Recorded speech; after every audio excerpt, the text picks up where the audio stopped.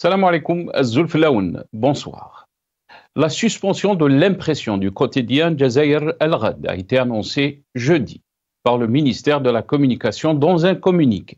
Cette décision fait suite à la publication d'un article jugé trompeur, non documenté et contraire aux normes régissant le travail journalistique. En application de l'article 80 de la loi 2319 relative à la presse écrite et électronique, les services du ministère de la Communication ont convoqué hier le directeur de publication du quotidien Jazair El-Ghad, M. Adel Zekri, ainsi que M.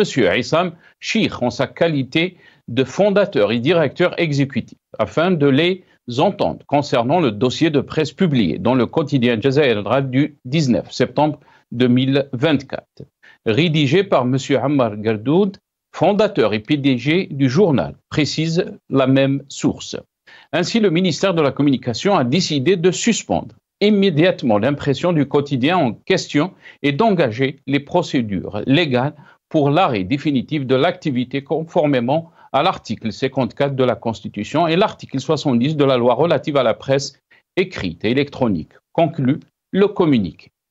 Et pourtant, dans d'autres quotidiens algériens comme Al-Khabar, Le Soir d'Algérie ou même l'APS, et des personnalités politiques n'ont pas été rappelés à l'ordre quand ils faisaient dans l'insulte, la violence, la tromperie et les informations non documentées.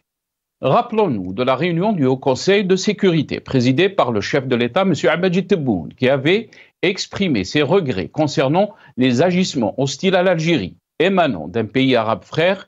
C'est qu'avait indiqué un communiqué de cette instance rendu public à l'issue de cette réunion. Le communiqué n'a pas cité le nom du pays, mais c'était facile de deviner qu'il s'agit des Émirats arabes unis. Dans le même ordre, une semaine avant les élections présidentielles du 7 septembre, le journal Le Soir d'Algérie a publié 2 articles détaillés sur ce qui est qualifié de complot contre l'Algérie. Selon le journal, l'opération Star 6 est une opération de grande envergure, orchestrée par un État du Golfe et un responsable militaire allié au régime israélien, visant à perturber les élections présidentielles et à empêcher la réélection d'Ahmed Tebboune pour un second mandat. Il est manifeste que Tebboune n'aime qu'une presse vassalisée qui chante ses réalisations imaginaires. Les médias critiques sont voués aux gémonies, classés ennemis de la nation. Dans un système politique qui empêche toute voix ou toute voix discordante à sa politique, la presse libre sera toujours au banc des accusés, quoi qu'elle fasse. Que reste-t-il du champ médiatique en Algérie? Interpellation, intimidation, poursuite, harcèlement, censure, chantage financier, condamnation sont le lot quotidien des journalistes qui veulent exercer librement leur noble profession en Algérie. Une presse mal en point qui a décidé de renoncer à son indépendance et à son impertinence, a laissé la place au profit de la parole obséquieuse de ceux qui s'évertuent à être la voix du maître du moment. Un unanisme ruineux pour la démocratie. L'Algérie nouvelle de Tebboune a su tailler une presse sur mesure. Le système médiatique reflète la nature du système politique. Le système médiatique algérien a été construit depuis 1962 sur la propagande. Y a-t-il un pilote dans l'avion Algérie Nouvelle avant trop tard pour notre pays? Nous débattrons avec nos invités de toutes ces questions et de toutes ces contradictions, juste après cette petite intro.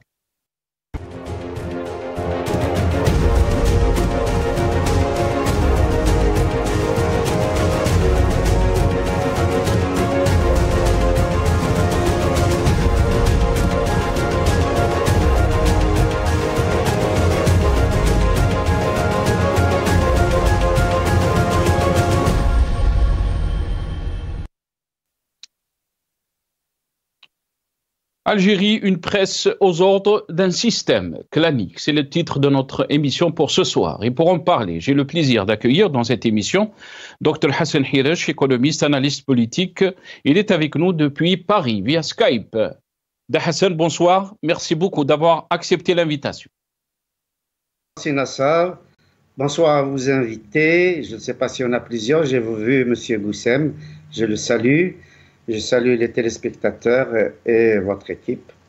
Et j'espère qu'on aura un bon débat fructueux. Merci. Merci beaucoup, Abdel Hassan. Je n'en doute pas par rapport à un bon débat, surtout quand vous êtes avec nous. On aura le plaisir d'accueillir Djemal Gessoum, vous l'avez dit, c'est Hassan, donc candidat aux législatives algériennes. Il est avec nous depuis Paris, via Skype. Djemal, bonsoir. Merci beaucoup d'avoir accepté l'invitation.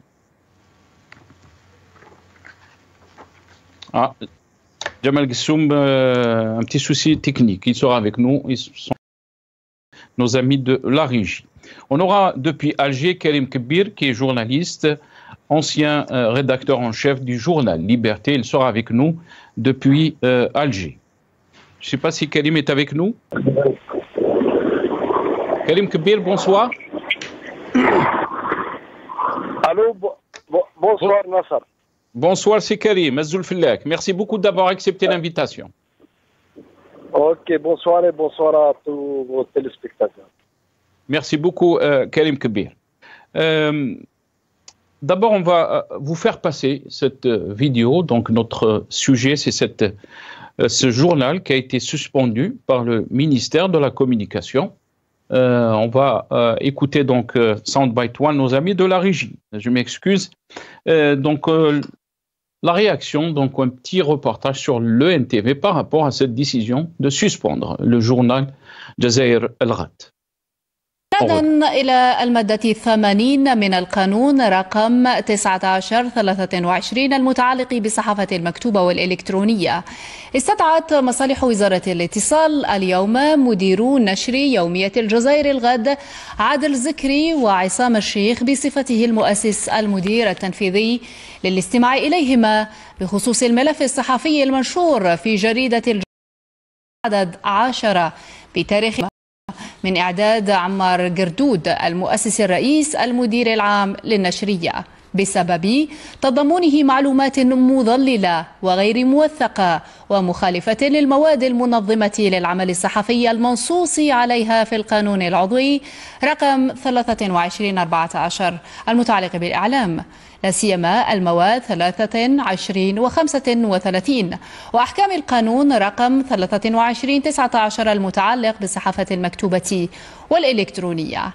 قررت وزارة الاتصال تعليق طباعة النشرية المذكورة فورا والشروع في الإجراءات القانونية للتوقيف النهائي للنشاط طبقا للمادة 54 من الدستور والمادة 70 من قانون الصحافة المكتوبة والإلكترونية.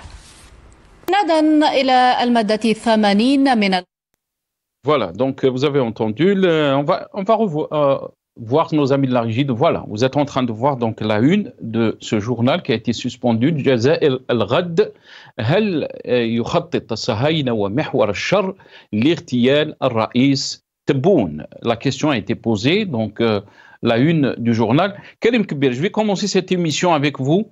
Je rappelle que vous êtes journaliste, ancien rédacteur en chef du journal Liberté. Comment peut-on lire donc cette suspension, Karim Kbir, alors que ce journal fait toujours l'éloge de Tebboune et de sa politique?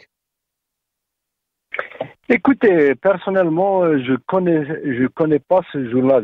Je n'ai jamais entendu parler.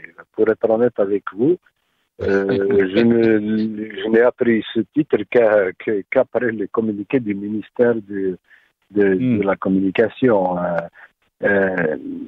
Franchement, moi-même, quand j'ai découvert cette une, je tombais des nues parce que encore une fois, c'est un traitement de questions assez sensibles avec une facilité déconcertante qui ne s'appuie sur aucun fait ni aucune source. Mais je pense que, comme d'habitude, comme ce genre de journaux, en tout cas, ils sont nombreux. Ils pensaient faire dans le zèle, histoire peut-être de s'attirer les bonnes grâces des pouvoirs publics, bénéficier de la rente publicitaire. Est-ce qu'on est dans l'excès de zèle, Karim Kebir? Est-ce qu'on est dans l'excès de zèle? Est-ce que ce journal est dans la logique d'être plus royaliste que le roi, si on peut dire, Karim Kebir? Absolument. Non seulement l'excès de zèle, mais il y a aussi une absence flagrante de réalisme. C'est-à-dire ce n'est qu'une autre séquence, si vous voulez, de la déchéance dans laquelle ploie malheureusement notre presse. Il n'y a plus moi je l'ai toujours dit, de toutes les façons, nous n'avons plus de système médiatique. Donc il y a, même si par ailleurs on a toujours vu les pouvoirs publics qui se targuent d'avoir 180 titres, mais voilà par exemple l'un justement de ces journaux qui vient de donner la preuve du manque flagrant de professionnalisme, mais aussi, comme je vous l'ai dit, c'est une bonne partie est créée dans l'objectif de bénéficier de la rente publicitaire. Parce que le monopole de la publicité fait que beaucoup pensent qu'en faisant de l'éloge à la politique du gouvernement, en montrant du zèle, peut-être qu'il va avoir les bonnes grâces des autorités.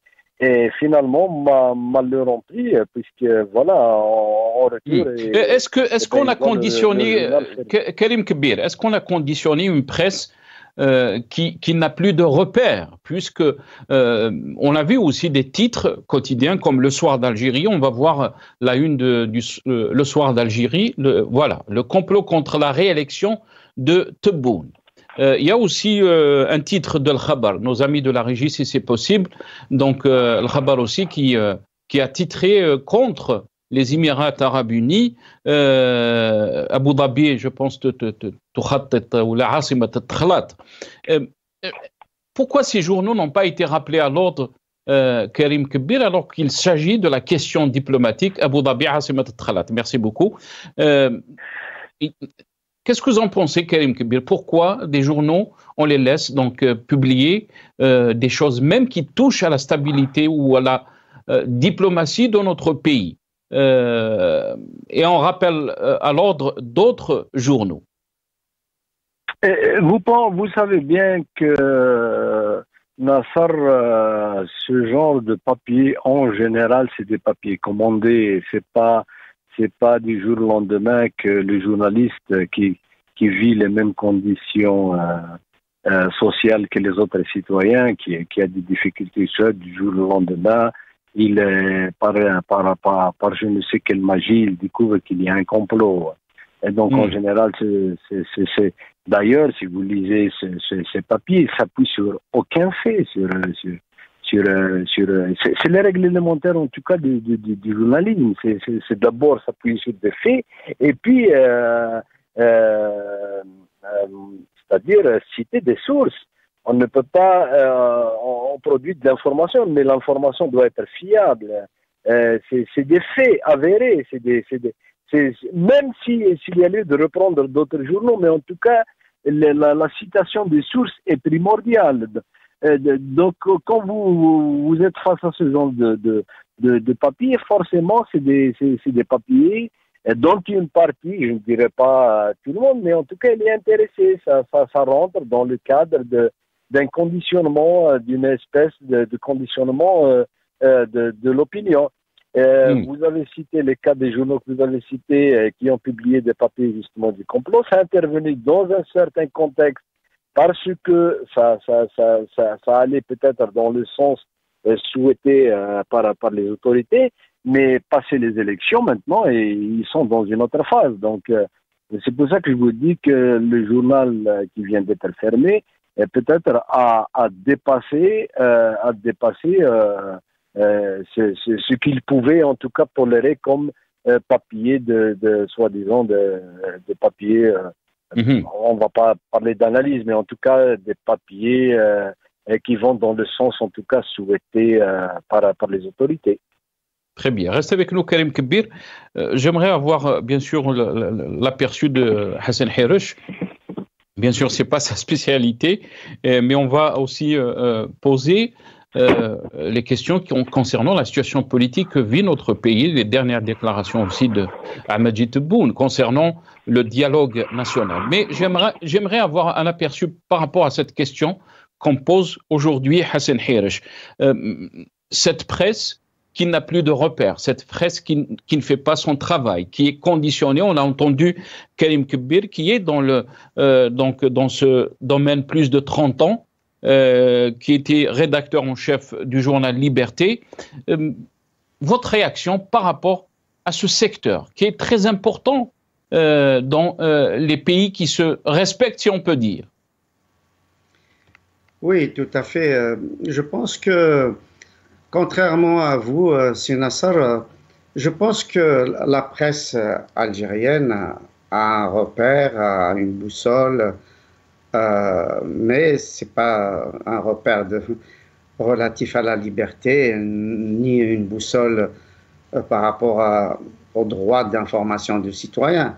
Mais son repère et sa boussole, c'est la voix du maître ou la voix des maîtres, parce que, comme je l'ai toujours dit, sur votre plateau, l'Algérie malheureusement a malheureusement un pouvoir multicéphale. Donc les journalistes, comme d'autres professions, répondent à certaines injonctions, sont briefés par les gens du pouvoir, différents cercles. Donc il est évident que nous sommes dans un cas de figure où peut-être qu'il y a eu effectivement, comme disait Karim Kebir, il y a un décalage entre cette volonté de désigner un pays effectivement qui aurait, et moi personnellement j'y crois un peu, qui aurait essayé de déstabiliser l'élection algérienne, en l'occurrence les Émirats arabes unis.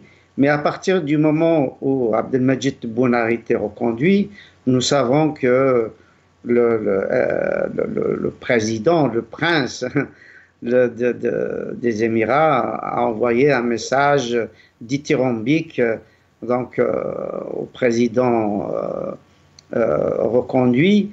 Et donc, à partir de ce moment-là, Abdelmadjid Tebboune, évidemment, a répondu aussi dans un communiqué élogieux, parlant donc de MBZ de façon quasi fraternelle. Et donc à partir de ce moment-là, évidemment, il ne faut plus faire de vagues. Il faut attendre comment vont se dérouler les relations entre ces deux pays, comment ils vont se rabibocher, comment reprendre des relations normales. Et donc il est évident que s'attaquer aujourd'hui à ce pays-là peut gêner soit la présidence, soit d'autres cercles du pouvoir, et que ce n'est pas le moment. Donc je suis assez d'accord avec Karim Kebir qui dit que peut-être ce journaliste était en roue libre et qu'il a fait de l'excès de zèle, ou peut-être qu'il a été activé par des cercles qui voudraient justement mettre en difficulté la présidence avec les Émirats arabes unis. Donc tout cela, évidemment, c'est des hypothèses. Donc nous n'avons malheureusement aucune information tangible. Et donc nous sommes obligés de spéculer, de donner des opinions, et des opinions qui, évidemment, sont relatives plutôt à ce qui se passe en surface et pas à ce qui se passe dans les profondeurs, parce que la réalité des relations entre ce genre de pays, c'est évidemment tout ce qui n'apparaît pas, tout ce qui de l'ordre, je dirais, plus ou moins du secret. Donc maintenant, de façon générale, la presse algérienne est malheureusement bâillonnée, malheureusement n'est pas une presse libre, et le fait même qu'il existe un ministère de l'information et qui décide de ce qui est bon, de ce qui est mauvais, est un signe malheureusement de déclin au niveau de la libre opinion. Et pour dire peut-être un mot supplémentaire, c'est que sans presse libre, véritablement libre, et sans justice libre, on ne peut pas prétendre lutter contre la corruption. parce que c'est le seul moyen de lutter contre les abus de pouvoir, contre la corruption, contre les délits d'initiés, et ainsi de suite. Je veux dire, sans une véritable liberté de la presse, il n'y a pas le moindre espoir de voir l'émergence de la démocratie. Ce sont les sujets que vous avez abordés ces 2 ou 3 derniers jours. Très très bien. Restez avec nous.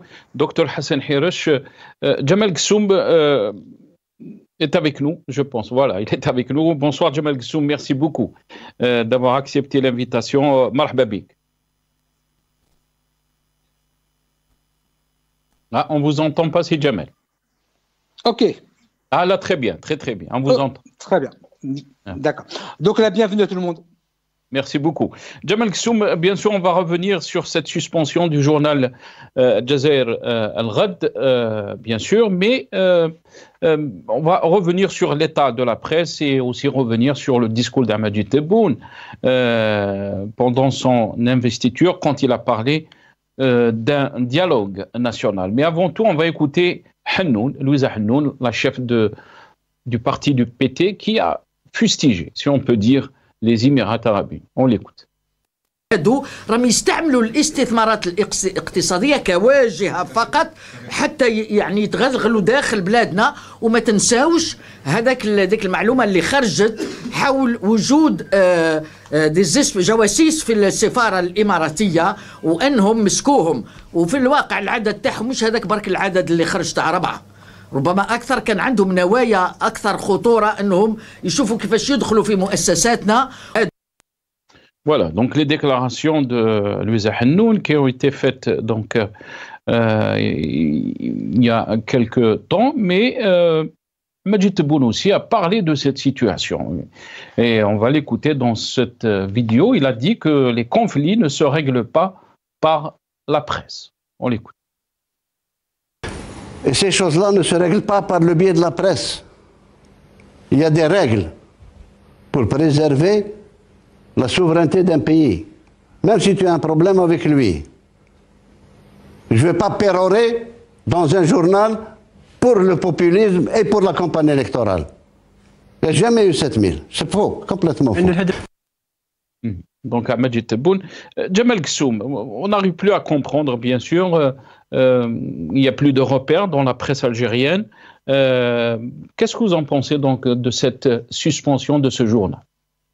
Alors tout d'abord, l'intervention de Louisa Hannoun date d'un certain temps, donc il y a, je dirais, quelque part prescription. Et puis, ce n'est pas le moment pour l'Algérie d'être en conflit permanent, que ce soit avec ses voisins, sauf celui de l'Ouest qu'on connaît très bien, mais en tout cas ses autres voisins.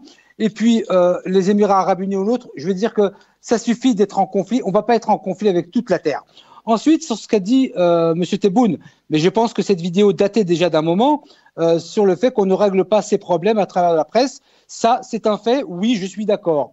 Sur la question de la suspension de Journal Al-Ghad, je pense que cette action n'est pas conforme aux propos du président de la République sur le dialogue national qui doit s'instaurer. C'est ce qu'il a déclaré il y a quelques jours. Et ce n'est pas de cette manière. On ne met pas des actions contraires à son discours si on veut mettre en place un consensus national. Et je suis bien évidemment opposé, sauf s'il y a une question de sécurité nationale. Mais dans ce cas-là, il faut le dire. Il faut dire clairement les raisons pour lesquelles ce journal a été suspendu. Et donc, nous sommes en Algérie toujours avec un écart substantiel entre le discours et les actions. Et donc, il est temps que le président de la République, et c'est la même chose pour la diaspora, et il dit quelque chose, mais il fait tout le contraire. Donc, à un moment donné, la crédibilité d'un État, la crédibilité du président de la République réside sur la cohérence politique, la cohérence des déclarations. On dit ce qu'on fait et on fait ce qu'on dit, mais on ne fait pas le contraire de ce qu'on dit. Mais on ne peut pas laisser aussi un journal publier des informations non fondées, Jamal Ghassoum. Quand on lit le titre du journal Jazair Al-Ghad, l'Algérie de demain, on se pose la question d'où ils ont obtenu cette information. On lit le titre, je le lis en arabe, هل يخطط الصهاينة ومحور الشر لاغتيال رئيس تبون. D'un autre côté, il faut qu'il y ait des règles éthiques par rapport donc à cette presse, Jamal Ghassoum. Oui, alors il y a une éthique, il y a une déontologie qui doit exister dans tous les corps de métier, que ce soit le journalisme et d'autres. Il y a aussi des us et coutumes diplomatiques qu'il faut aussi respecter, mais pas, pour le coup, il ne s'agit pas de mon point de vue, en tout cas. Je veux dire qu'il faut qu'en Algérie, on apprenne une chose, que ce soit du plus haut niveau de l'État jusqu'à l'administration locale, il faut qu'on apprenne, et je m'inclus dedans, il faut qu'on apprenne absolument à être cohérent entre le discours et les actions, parce que à partir d'un certain moment, on ne devient plus crédible, ni à l'extérieur, ni à l'intérieur du pays, et ça dessert l'Algérie. Je veux dire que la presse libre, je veux bien, mais quand il y a des faits avérés de manipulation de l'information pour des objectifs autres que le journalisme, je ne suis pas opposé à ce qu'on ferme n'importe quel média. D'ailleurs, en France, c'est ce qu'ils ont fait par rapport à RT. C'est ce qu'ils font aussi par rapport à vous, par rapport à Al Magharibi. Absolument, avec la chaîne Al Magharibi qui a été suspendue du satellite, malheureusement. Voilà, donc je veux dire que là, par exemple, sur Al Magharibi, moi j'ai pris position de manière très claire, pas parce que je vous aime bien, mais parce que c'est une question de principe.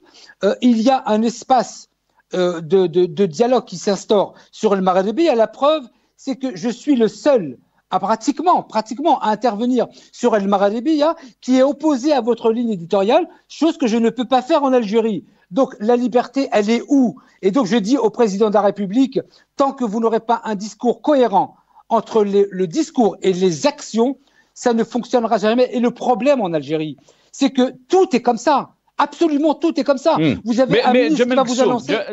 Jamal Ghassoum, vous avez soutenu Ahmadie Tebboune en 2019, donc pendant son premier mandat, mais vous étiez contre son deuxième mandat. On a vu donc l'investiture d'Ahmadie Tebboune ces derniers jours, donc le 17, il y a 3 jours de ça. Il a appelé au dialogue national avec bien sûr toutes les forces politiques en Algérie. Pour lui, c'est un dialogue avec les forces nationales vives et sans consécration de la véritable démocratie. Un dialogue national ouvert sera lancé donc, d'après lui, qui permettra de baliser ensemble le chemin qu'empruntera notre pays en matière de consécration de la véritable démocratie, non pas celle des slogans, mais celle qui donne la souveraineté à ceux qui la méritent. Bien sûr, a-t-il dit. Alors, il l'a dit lui-même, sans slogan. Alors, passons maintenant du discours. Le discours, moi je le valide entièrement, à 100%. Je ne retire rien de ce qu'il a déclaré, mais sans slogan. Ça veut dire, passons maintenant du discours à la mise en place d'actions. Vous voyez? Donc, c'est-à-dire que dans le discours du président de la République, il dit des choses tout à fait sensées, tout à fait raisonnables, mais ça reste de l'ordre du discours. Si maintenant on pouvait passer à l'action réelle, mais en même temps, la mise en place d'actions politiques, je dirais, qui soient palpables. Les Algériens, d'ailleurs partout dans le monde, pas simplement en Algérie, en France c'est pareil. Quand vous dites il faut passer à l'action, qu'est-ce que cela veut dire, Jamal Ghassoum? Il y a des personnalités politiques d'opposition qui ont parlé des préalables, des conditions avant donc ce dialogue. Par exemple, libérer les détenus politiques, libérer le champ médiatique, le champ politique. Je pense que c'est une erreur.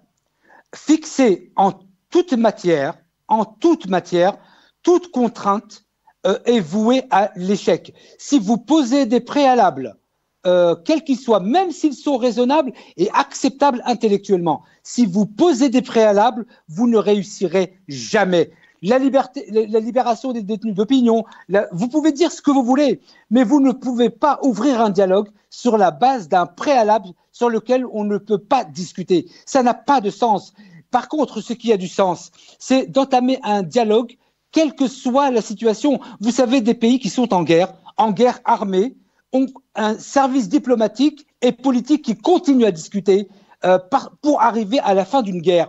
Eh ben là, c'est la même chose. Les hommes politiques, les militants politiques, ou comme disait Guetzel, Allah yarhamou, soi-disant des militants politiques qui imposent ou qui disent le préalable, c'est ça, ça ou ça, c'est se fermer la porte et assurer le processus. Donc pour vous, les militants politiques, les personnalités politiques, même des anciens chefs de parti qui appellent donc à la libération des détenus, sont des soi-disant politiques.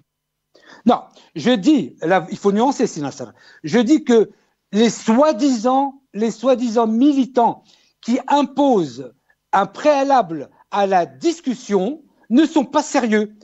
C'est un homme politique, parce qu'il faut avoir la culture politique, le sens politique. Et le sens politique s'inscrit quelle que soit la situation dans laquelle est un pays, qu'il soit en temps de paix, qu'il soit en temps de guerre.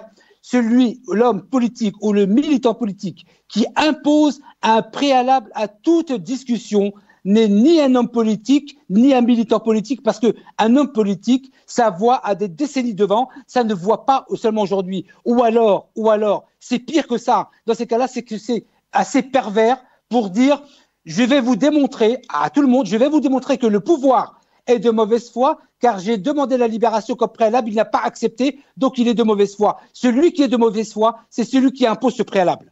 Très bien. Restez avec nous, Jamal Gessoum. Karim Kebir, je vais revenir vers vous. Peut-être une question politique aussi.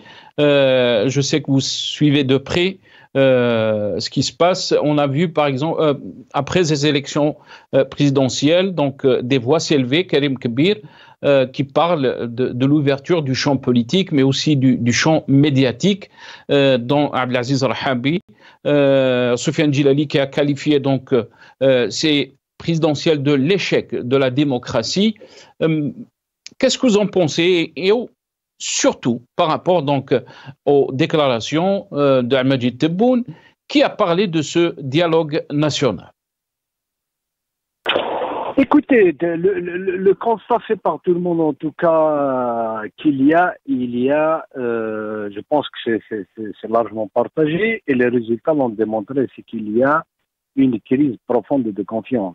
Maintenant, pour rétablir cette confiance, ou du moins enclencher un processus, si je peux m'exprimer ainsi, de rétablissement de cette confiance, ça commence d'abord justement par des gestes forts et qui permettent aux Algériens de se parler entre eux, à l'opposition de s'exprimer librement, d'avoir accès aux médias, d'activer politiquement librement, aux associations, aux gens de s'organiser librement, ainsi de suite.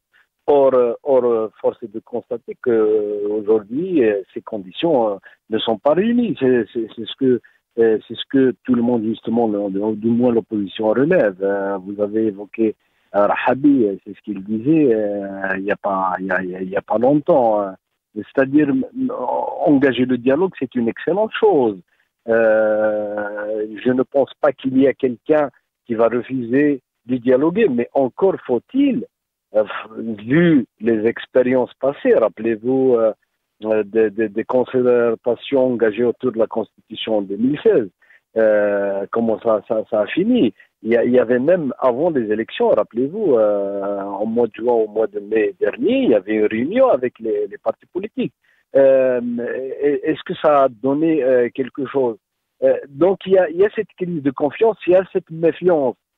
C'est pour ça que toutes les initiatives qui viennent des autorités est souvent prise par l'opposition avec circonspection. Donc je pense que la meilleure façon d'entamer ce dialogue, justement, c'est de donner des gages d'une volonté réellement d'aller vers un dialogue. Et c'est pour ça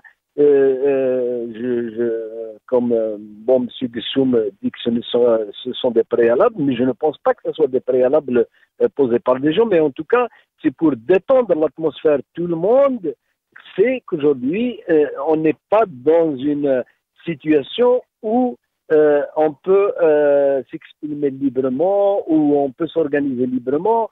Donc, ce sont des gestes qui permettent l'apaisement, qui permettent justement d'encourager les gens à mieux se parler entre eux, à mieux dialoguer.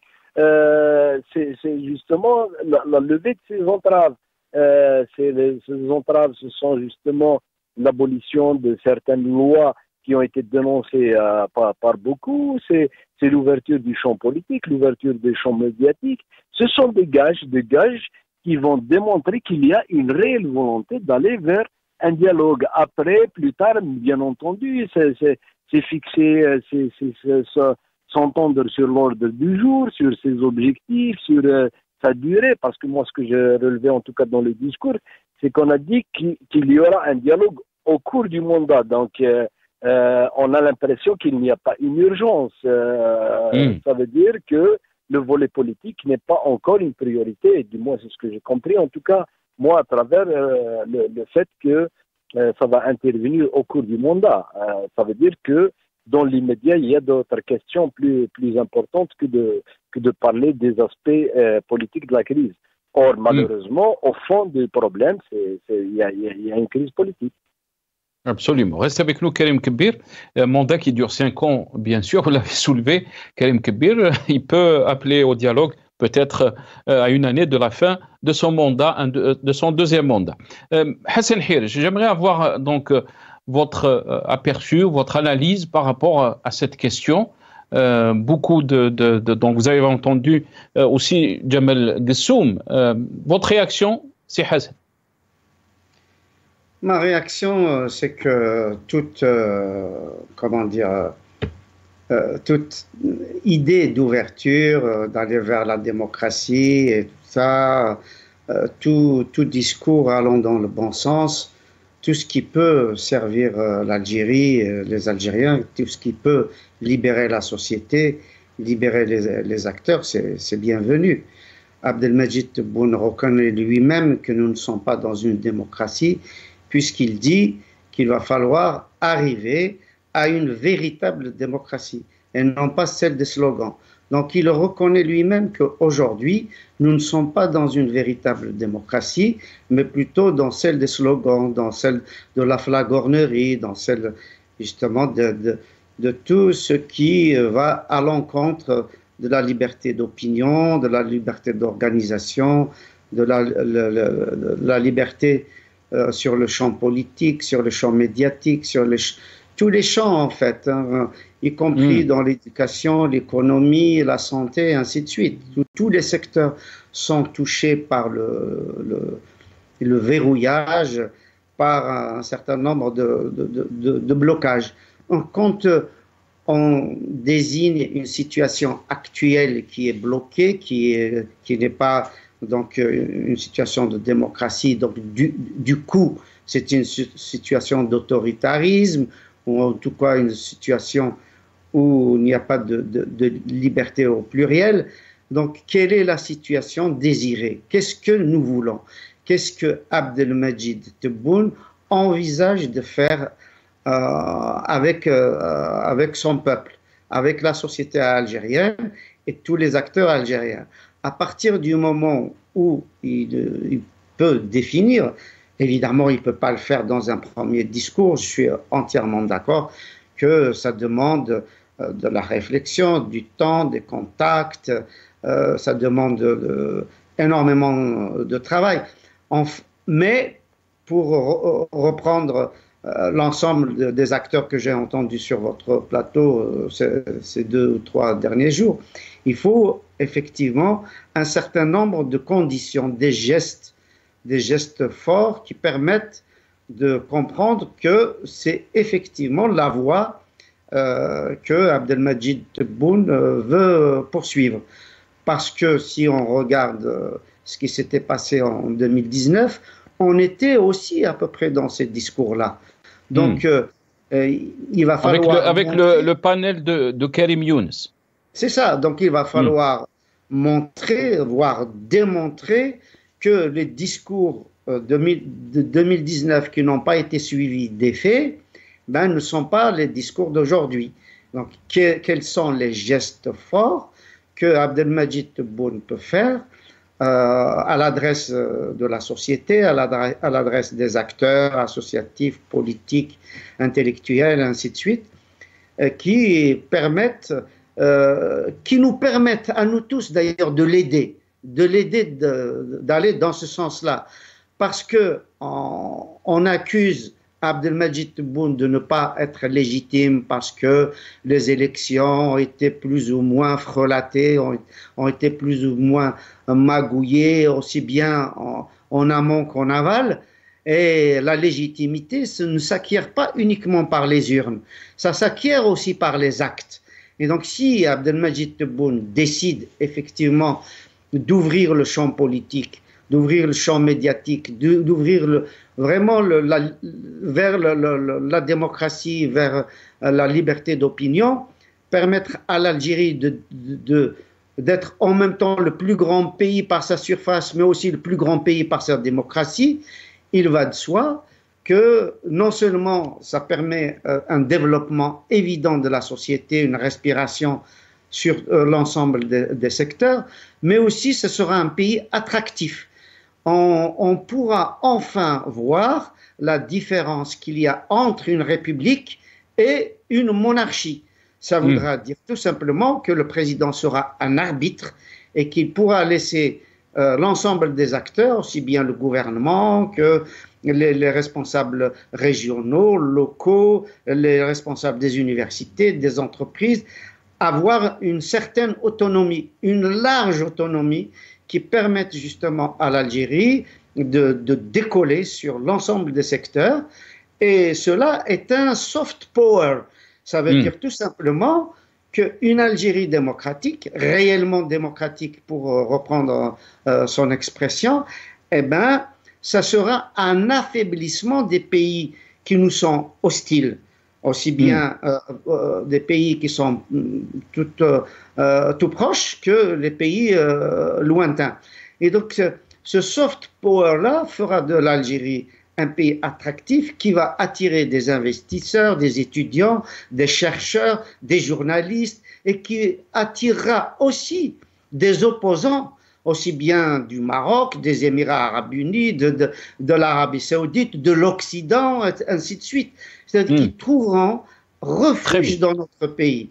Et à ce moment-là, évidemment, l'Algérie deviendra un véritable phare, non seulement en Afrique, en Méditerranée, mais sera une deuxième révolution. C'est-à-dire, autant elle a été un phare lors de la révolution pour l'indépendance, autant elle pourra être aussi un phare maintenant avec une démocratie réelle. Et c'est possible. Et nous pouvons le faire. Et très bien. Abdelmadjid Tebboune à le faire. Très bien. Hassan Hirj, quand on voit par exemple, parce qu'il ne me reste pas beaucoup de temps, très rapidement sur le post de Mohsin Belabbès, l'ancien président du RCD, qui a publié donc sur un post sur Facebook dialogue national, espoir de renouveau aux manœuvres politiques, point d'interrogation, dans un contexte marqué par une crise de confiance sans précédent entre le pouvoir et la population. Le nouveau chef de l'État, malgré un taux d'abstention record, a annoncé l'ouverture d'un dialogue national prétendument inclusif et porteur de réformes profondes. Cette initiative, présentée comme une réponse aux aspirations populaires pour une véritable démocratie, suscite cependant de nombreuses interrogations sur sa sincérité et ses véritables objectifs. Un petit mot par rapport à ça, Hassan Hirj? C'est tout à fait normal. Mohsen Belabbès est un opposant politique, donc c'est tout à fait normal qu'il ait des doutes. Donc il faut qu'Abdelmadjid Tebboune réponde justement à ceux qui ont des doutes, à l'opposition algérienne, aux partis politiques, aux acteurs politiques, ainsi de suite. Je suis entièrement d'accord que les gens soient dans ce genre de situation. Ceci dit, il nous appartient aussi comment dire, d'apporter du crédit à ce désir d'ouvrir le champ politique en Algérie, d'arriver vers la démocratie, mais qu'Abdelmadjid Tebboune nous dise clairement, publiquement, quelles sont les étapes. Déjà, très bien, très bien. On va laisser Djemal Ghessoum peut-être apporter aussi son analyse par rapport à la question que vous avez posée. Hassan Hirsch, Djemal Ghessoum. Monsieur Hirsch, mais de manière générale, j'aimerais dire que il faut réunir les conditions, évidemment, d'installer une démocratie, mais il ne faudra pas que l'on se perde à penser qu'un copier-coller du système démocratique en Europe ou ailleurs pourrait convenir à la spécificité qu'est l'Algérie ou que de tout autre pays. Pour autant, ce que je peux dire aussi, c'est que le discours du président de la République et ce que j'ai entendu de M. Hirsch tout à l'heure, c'est effectivement que le dialogue s'inscrit sur le mandat, sur une longue période. Vous ne pouvez pas engager en 48 heures ce que vous n'avez pas réellement fait en 4 ans et demi. Donc, de ce point de vue, il me semble d'abord de ne pas se tromper sur la démocratie. Vous savez, la sémantique, elle est importante. Les mots sont importants en politique. Si on parle de démocratie avec le système que nous connaissons en Europe ou ailleurs, vous n'aurez jamais la démocratie en Algérie. Et peut-être une forme de démocratie. Les mots sont forts, Djemal Ghessoum, les mots sont forts, mais aussi les actes sont forts. Puisque aussi, Mohsen Belabed se pose la question, quelle garantie concrète et véritable accompagne ce processus pour en assurer la sincérité? Oui, vous savez, la crise de confiance qui a été évoquée par cette personne, elle est tout à fait réelle. J'en suis la preuve vivante. J'avais confiance au président de la République et après, je n'ai plus eu confiance au président de la République. Donc, la crise de confiance, je ne vais pas vous dire qu'elle n'existe pas, puisque j'en suis, je dirais, quelque part le premier sujet. Donc, de ce point de vue, la crise de confiance, elle est réelle. Et donc, il ne faut pas qu'on se voile la face. Comment mais une question importante aussi, Djemal Ghessoum, je m'excuse, je vous pousse un peu parce qu'on est pressé par le temps. Est-ce que c'est Abdelmadjid Tebboune qui tranche dans cette question d'ouverture démocratique, ou plutôt il y a une force invisible, c'est elle qui bloque l'ouverture politique en Algérie? Moi, je pense vraiment, c'est Nasser, que c'est beaucoup plus compliqué que cela. C'est-à-dire que depuis des décennies, on se pose toujours la question, ou alors il y en a qui affirment qu'il y a un clan, je dirais, invisible, c'est le mot que vous avez utilisé, qui gère l'Algérie. Je vais le dire, on va dire que c'est le commandement de l'armée. C'est l'armée qui bloque, c'est elle qui bloque l'ouverture politique. Oui, mais c'est Nasser. Et Tebboune n'a pas la décision totale par rapport à cette question. Vous parlez de force à quelque part invisible, et ensuite vous dites l'armée, donc elle n'est plus invisible alors. Donc, moi, ce que j'aimerais dire, c'est que c'est beaucoup plus compliqué que cela. C'est-à-dire que essentialiser, et c'est un problème en Algérie, essentialiser la question du pouvoir autour uniquement de l'armée, c'est s'éviter une réflexion beaucoup plus large sur tout ce qui peut poser problème en Algérie. Vous savez, je vais vous donner un exemple qui illustre parfaitement mon propos pour dire que tous les Algériens et les Algériennes aspirent à la démocratie, mais tous ne sont pas capables de l'entendre et de le vivre de manière pratique. Je vous donne un cas que tout le monde pourra comprendre et tous vos téléspectateurs pourront comprendre. Lorsque on fait une file d'attente en Algérie, la douane, la police, n'importe quoi, si une personne passe devant avec Ma'arifa, les autres vont lui dire c'est pas normal. Mais si c'est lui qui passe devant les autres, lui, ce sera normal. Et donc, le système dont vous parlez, et c'est pour ça que c'est beaucoup plus compliqué que cela, c'est que le peuple algérien fait partie de ce système. Est-ce que vous pensez sérieusement qu'un seul homme, le président de la République, l'armée, même avec toute sa puissance, peut bloquer un pays composé de 45 millions de personnes si le peuple algérien n'est pas responsable quelque part de ce blocage? On l'a vu en 2019, des millions d'Algériens qui sont sortis, qui voulaient qu'il y ait donc rupture avec ce système, pacifiquement pendant des semaines et des semaines, et cette révolution populaire a même, si on peut dire, marqué le monde entier, bien sûr dans le positif. Restez avec nous, Djemal Ghessoum. Karim Kbir, très rapidement s'il vous plaît, je suis à la fin de l'émission, je vous laisse donc une minute très rapidement. Est-ce que vous pensez que ce dialogue, que cet appel au dialogue national va aller dans le sens des aspirations du peuple algérien? Écoutez, je pense que c'est prématuré de répondre à cette question. Maintenant, il faut bien sûr, il faut attendre pour voir. Mais je vous dis, en tout cas, à la base, il y a un problème de confiance. Donc, pour réunir, si vous voulez, pour donner le maximum de chance à ce dialogue de s'amorcer, peut-être pourquoi pas d'aboutir à des résultats probants, il faut qu'il y ait des gages qui doivent rétablir justement cette confiance et ces gages, de mon point de vue, et en tout cas c'est évoqué par pas mal d'hommes politiques et d'acteurs, c'est bien entendu de lever les entraves sur l'exercice politique, et l'ouverture médiatique.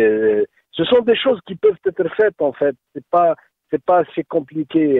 Je suis tout à fait d'accord avec Monsieur Gussoum lorsqu'il dit que la situation est très très complexe et la question du système effectivement est très très complexe. Pour passer d'un système à un autre, ça demande beaucoup de temps, beaucoup de réflexion, Mais je parle, si on parle du dialogue, je vous dis qu'il faut des garanties et ces garanties, je pense que tout le monde les connaît pour d'abord instaurer un climat d'apaisement, en même temps engager justement, restaurer ce début de confiance et qui peut justement donner un minimum de chance pour l'aboutissement de ce dialogue.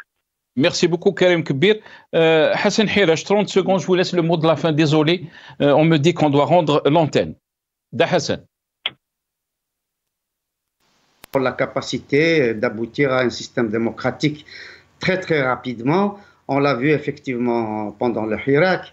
Et on a vu aussi un certain nombre de pays qui avaient plongé pendant 40 ou 50 ans dans des dictatures militaires extrêmement virulentes comme en Amérique du Sud, au Portugal, en Grèce. Et on a vu comment pratiquement en quelques semaines un système démocratique a pu naître, émerger et puis évoluer au fur et à mesure.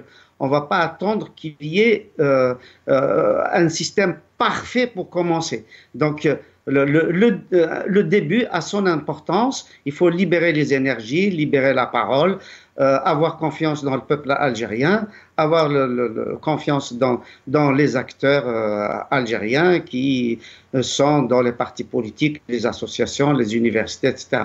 Tout est possible.